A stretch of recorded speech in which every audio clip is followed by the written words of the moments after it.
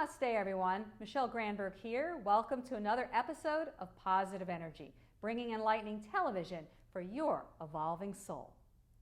On this show, we're talking about what New Jersey residents can do to lessen animal cruelty and promote animal welfare.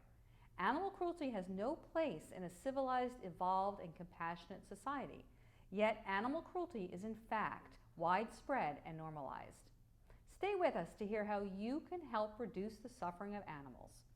Positive Energy starts right now. So I'm here with Brian Hackett. Brian, welcome back to Positive Energy. Glad to be here. So Brian, you're the New Jersey State Director of the Humane Society of the United States, or HSUS. What is HSUS? We are the Humane Society of the United States. We are the most effective animal protection organization in the world, I would say. We're nationwide. We have international affiliate, Humane Society International.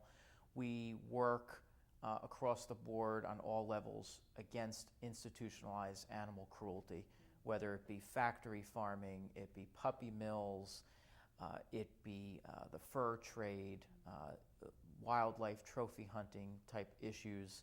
Across the board, we work on many issues that affect all animals. Yeah, that is a really wide range of issues.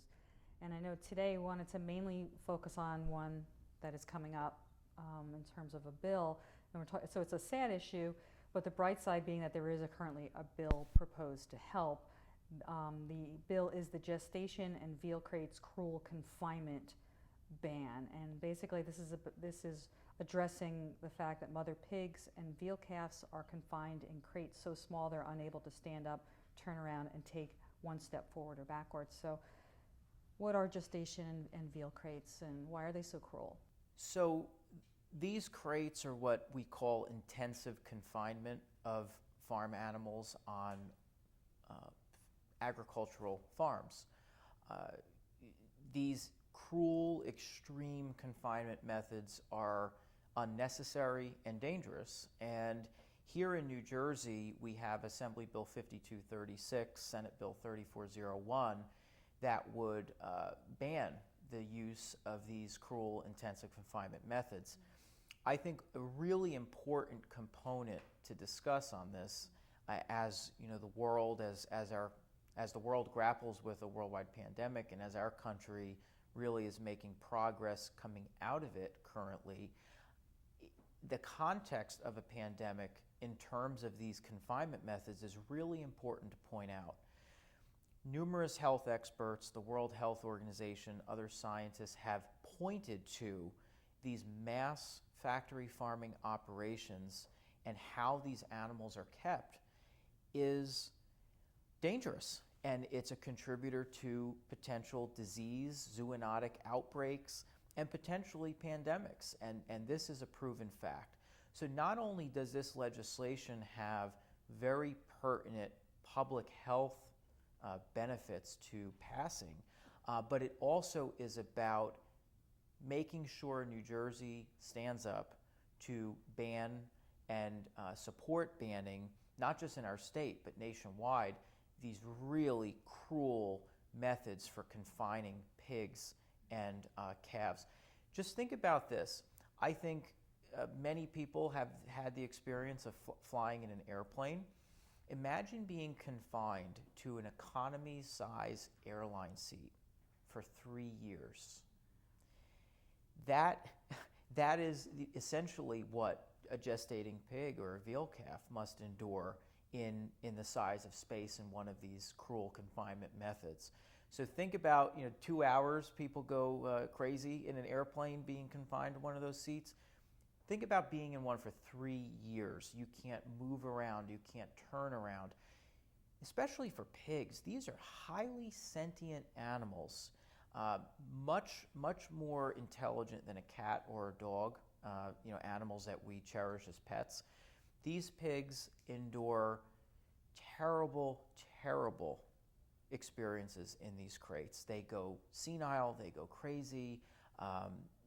It's just highly stressful mentally, it's painful physically, and so this bill would get to that. Yeah, they bite at the metal. Right.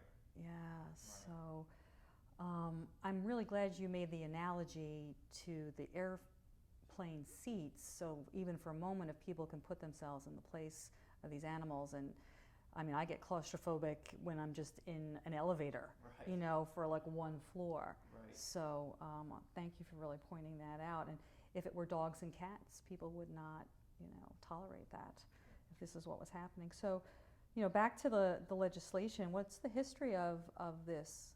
This has been proposed before, so what's the history in New Jersey? Yeah, good point. This legislation has passed overwhelmingly twice in the state of New Jersey in the legislature. The problem was during that time when it passed, Governor Christie at the time was contemplating in the primary situation for potentially running for president. And rather than listen to the 93% of the state that had polled in favor of this legislation, and rather than recognize the overwhelming bipartisan support the bill passed with out of the New Jersey legislature, it was a nod to the Iowa pig farmers and pork producers to not turn them off from his campaign, and sadly he vetoed the legislation. So the legislation's been dormant since then. And now, roughly 8 years later, we have this new opportunity to pass this legislation. There's two wonderful co-sponsors, prime sponsors of the bill, Assemblyman Raj Mukherjee from Hudson County and Senator Vin Gopal from Monmouth County. They're joined by a number of other bipartisan legislators on the sponsor list, including the Senate Minority Leader, Senator Tom Kane Jr., who just signed on as a co-sponsor last week, so that's very exciting, and we're thankful to him for doing that. So we're really expecting this bill to move. We have a vast coalition of over 40 animal protection organizations, businesses. Can you name a few of those? Oh yeah, I mean you're talking local, statewide, national groups, even international groups. The Humane Society of the United States and Animal Legal Defense Fund are co-leaders of the coalition. We have Mercy for Animals and Animal Equality. I mean, there are so many. I list them all. I love when they join together. And yeah, solidarity, unity, absolutely. show a presence. We're stronger when we do these things together, and you know, we've united on this front. And it's not just animal protection organizations. It's businesses across the state of New Jersey. We also have a celebrity sign-on letter to support the legislation, which currently has about a dozen celebrities on it that collectively have the reach on social media of about 15 million people. And they're all New Jersey roots, these celebrities.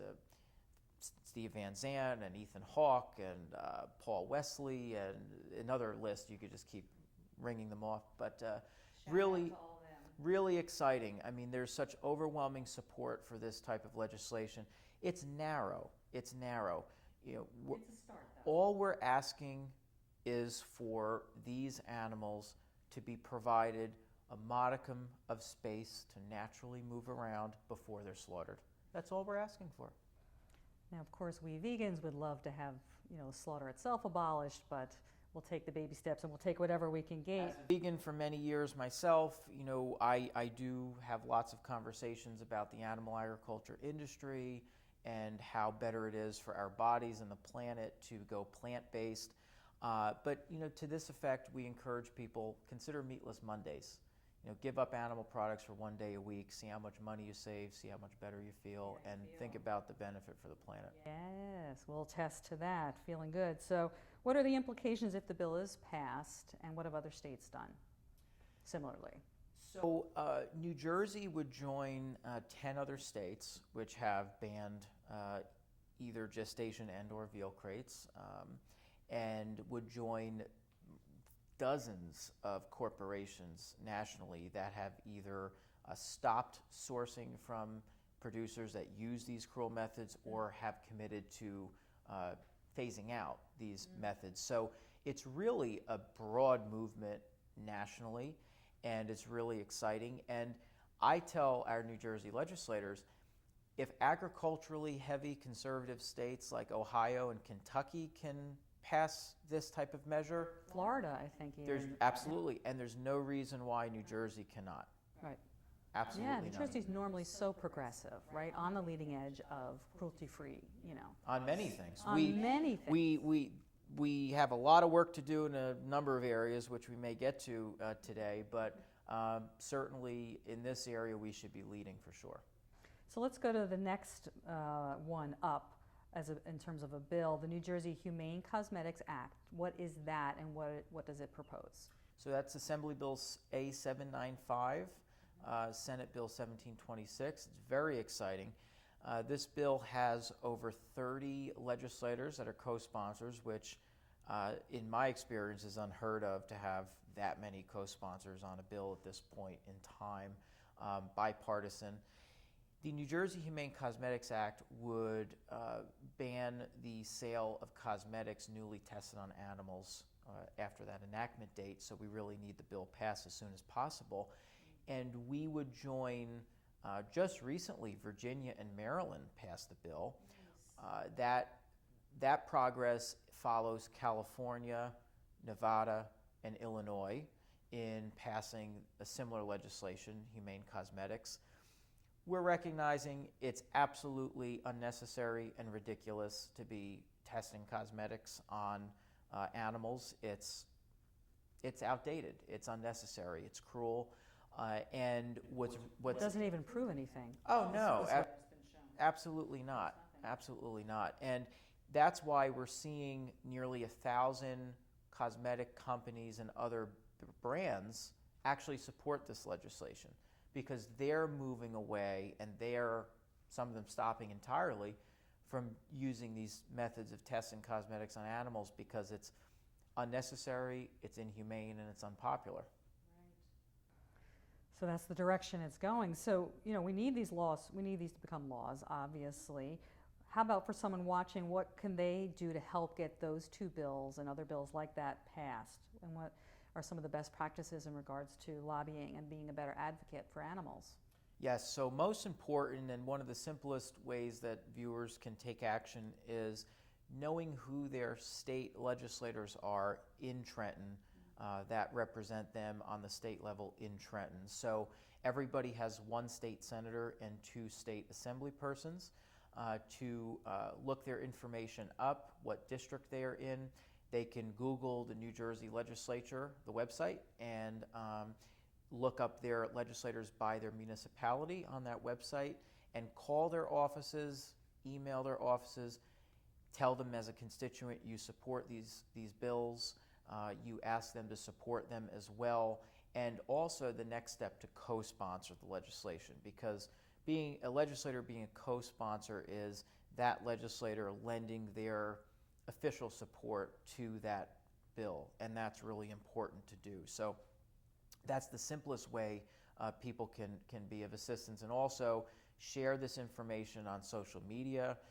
You can go to any of the Facebook pages, at least for the Humane Society of the United States in New Jersey and other animal groups that are supporting these efforts in New Jersey. Share their content, promote it on social media, and share this information with your friends and family, because it's amazing how much people don't realize goes into these animal issues. Cosmetics on animals, gestation crates, that people don't make the connection between the bacon cheeseburger I'm eating today, came from an animal that was tortured to death. So that's really important to make those connections, connect those dots, and just be cognizant of. And people maybe assume that it is done humanely, because that's what the industries really want them to believe. Right. And it's so behind closed doors. Which is not true. I mean, the overwhelming majority of animal products sold in stores come from these cruel methods. It's not farm raised, it's not free range, it's not organic, it's not those phrases that indicate some modicum of more decency to the animals. And we always say there's no humane way to kill someone who doesn't want to die, or doesn't want to participate in that. We all want to live. That's what we all have in common, whether you're a squirrel, a cat, a dog, a pig, or a human being. We all, as living beings, want to live. That's our natural instinct to live. And we have a right to, unimpeded. So How do you feel about grassroots activism in collaboration, certainly as another way of advocating for animals and lobbying? And there's a rally, I believe, as well, coming up at the State House. Do you want to say about that? Yep. When it comes to advocacy and lobbying and being a voice for animals, I think anything that's professional, polite, and within the confines of what's allowed legally, everything's on the table.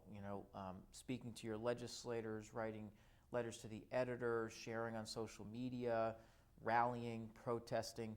The rally in Trenton is Thursday, May 13th at 11 o'clock at the State House Fountain Annex. And the coalition is hosting a limited attendance, socially distanced rally in support of the Gestation and Veal Crate ban bill. So if your viewers are seeing this before May 13th, we certainly encourage them to consider joining us. Attendance is limited due to the COVID restrictions. So I'll be there. Yep, I will be as well. Senator Lesniak will be there. Yes, you will. Mm-hmm. It's exciting. The sponsors have been invited, and there will be a life-size gestation crate. I was going to just mention that. Yes. So people can spend 3 minutes in the gestation crate to simulate the 3 years that the typical gestating mother pig has to suffer in one of those crates. It's horrible to think about those poor pigs, those absolutely poor pigs. So we have a few minutes left to mention maybe a few of the other bills: the wildlife killing contest prohibition, the court animal advocate program, and feeding black bears prohibition. You want to say anything about those? Yes, so certainly the wildlife killing contest prohibition legislation is really a poignant one as well. It's Assembly Bill 1365, and it's pending for a hearing in the Assembly Agriculture Committee. We really need folks to indicate support for that as well.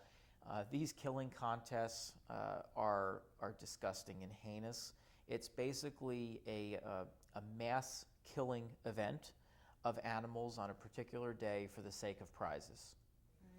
Right. It's not even within the confines of wildlife management. It's purely, and it's even beyond trophy hunting, because when a trophy hunter kills an animal to cut its head off and hang it on a wall, that's a trophy. These people who participate in killing contests kill mass numbers of animals and then throw them in the dumpster. It's really heinous and disgusting. And are there children that come to Yes, these events as well? It's teaching them it's disgusting. Cruelty. It's passing the legacy of cruelty. It's absolutely disgusting. It's so we've done undercover investigations of these killing contests, and they have happened in New Jersey, believe it or not. New Jersey, New York, Maryland. So we would like to become, I believe it's now the 7th or 8th state to prohibit these killing contests.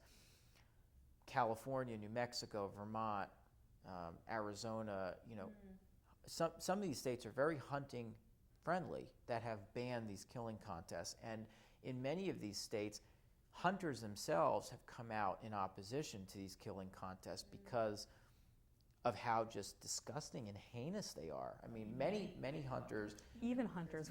We don't want to say that and put them down, but even hunters back say it's cruel and unnecessary and heinous. Well, exactly. I mean, it's not only animal welfare activists and environmental advocates who are concerned about the impact ecologically that these contests have and how cruel they are to animals, but it's hunters who say, we would never participate in something like this because it's so heinous, there's no fair chase, there's nothing sportsmanlike about it. The animals are not hurting anybody.